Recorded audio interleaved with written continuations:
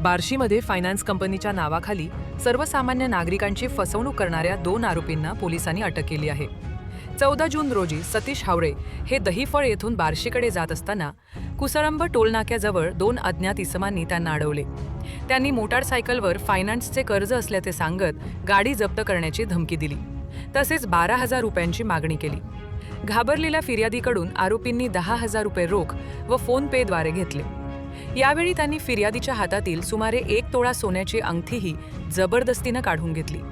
विरोध केल्यावर मारहाण करून शिवीगाळ व दमदाटी करण्यात आली. या प्रकरणी बार्शी तालुका पोलीस ठाण्यात गुन्हा दाखल करण्यात आला.